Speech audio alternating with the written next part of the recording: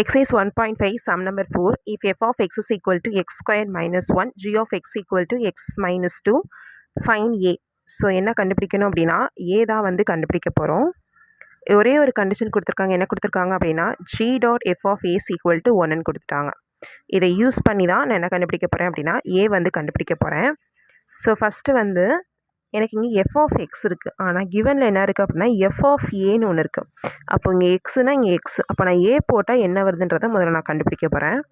அப்போ F of ஏன்னு போட்டோம் அப்படின்னா விச் இஸ் ஈக்குவல் டு இங்கே எக்ஸ் இருக்க பிளேஸ் என்ன மாறும் அப்படின்னா ஏவாக மாறும். அப்போ ஏ ஸ்கொயர்ட் மைனஸ் 1. ஓகேவா? நெக்ஸ்ட்டு இந்த கண்டிஷனை யூஸ் பண்ணி நான் வந்து ஏ கண்டுபிடிக்க போகிறேன்.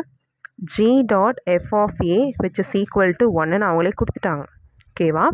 ஸோ ஜிக்கு பதிலாக என்ன ஃபங்க்ஷன் அதை எழுதிடணும். எக்ஸ் மைனஸ் 2ன்ற ஃபங்க்ஷன் டாட் எஃப் ஆஃப் ஏக்கு பதிலாக இப்போ தான் கண்டுபிடிச்சோம் A square minus 1 which is equal to 1.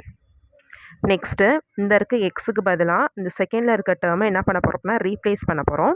அப்போ என்ன வரும் அப்படின்னா ஏ ஸ்கொயர் மைனஸ் 1 இந்த ரீப்ளேஸ் பண்ணியாச்சு. அடுத்து இங்கே ஒரு மைனஸ் 2 இருக்குது ஈக்குவல் டு 1. அப்போ ஏ ஸ்கொயர் மைனஸ் 1 மைனஸ் 2 ரெண்டுமே சேம் சிம்பிள். அப்போ ஆட் பண்ணோம்னா minus 3 equal to 1. a squared which is equal to 1 minus 3 இந்த பக்கம் வந்துச்சுன்னா plus 3 1 plus 3 which is equal to 4. அப்போ a squared is equal to 4 வந்துருச்சு. Next a which is equal to squared இந்த பக்கம் வந்துச்சுன்னா root 4. அப்போது therefore a is equal to root 4ன்றது எதோட ஸ்கொயர் ரூட் அப்படின்னு பார்த்தோம் அப்படின்னா 2ஓட ஸ்கொயர் தான் என்னதுன்னா 2 ஸ்கொயர்னா தான் என்ன வரும் அப்படின்னா 4 வரும். So plus or minus 2.